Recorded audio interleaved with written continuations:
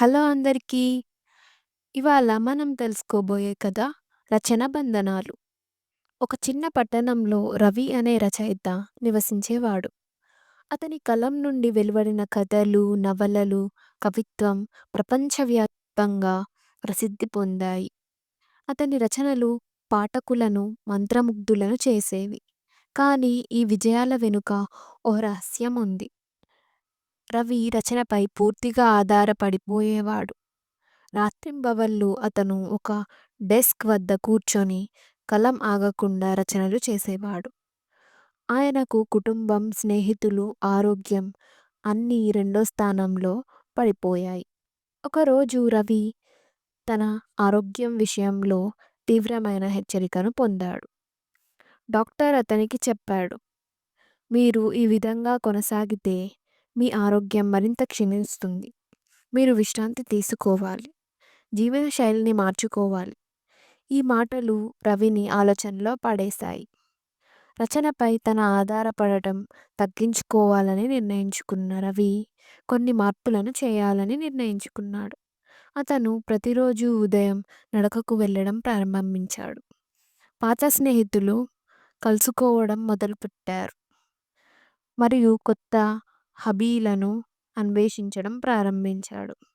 కానీ రచన లేకుండా అతని మనస్సు ఖాళీగా అనిపించింది. రాత్రులు నిద్రపోవడం కష్టం అయింది. చేతులు కలం కోసం తహతహలాడాయి. ఒకరోజు అతను తన పాత డైరీలను తిరగేస్తూ తన ప్రారంభ దశలో రాసిన కథలను చూశాడు. ఆ కథలలోని అమాయకత్వం, స్వచ్ఛత అతనికి గుర్తుకు వచ్చాయి. అతను ఆలోచించాడు, రచన నా జీవితం. దాన్ని పూర్తిగా వదిలేయడం సాధ్యం కాదు. కానీ దాన్ని సమతుల్యతతో కొనసాగించాలి. రవి తన రోజువారీ జీవితంలో సమతుల్యతను సాధించేందుకు ప్రయత్నించాడు. ప్రతిరోజు కొన్ని గంటలు మాత్రమే రచనకు కేటాయించేవాడు. మిగిలిన సమయాన్ని కుటుంబం, స్నేహితులు మరియు ఇతర హాబీలకు కేటాయించాడు. ఆరోగ్యం మెరుగుపడింది. మనస్సు ప్రశాంతతను పొందింది. కొన్ని నెలల తర్వాత రవి తన అనుభవాలను పంచుకునే ఒక సదస్సులో మాట్లాడాడు. అతను చెప్పాడు, రచన ఒక శక్తివంతమైన సాధనం, కానీ దాన్ని సమతుల్యతతో ఉపయోగించాలి. జీవితంలోని ఇతర అంశాలను నిర్లక్ష్యం చేయకూడదు. ఆ రోజు నుండి రవి తన రచనను ఆనందంగా, ఆరోగ్యకరంగా కొనసాగించాడు. అతని కథలు మరింత ప్రేరణాత్మకంగా మారాయి. ఎందుకంటే అవి జీవితంలోని సమతుల్యతను ప్రతిబింబించేవి.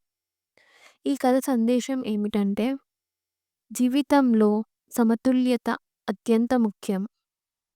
మన అభిరుచులు, ఆసక్తులు మన జీవితాన్ని సమృద్ధిగా చేస్తాయి.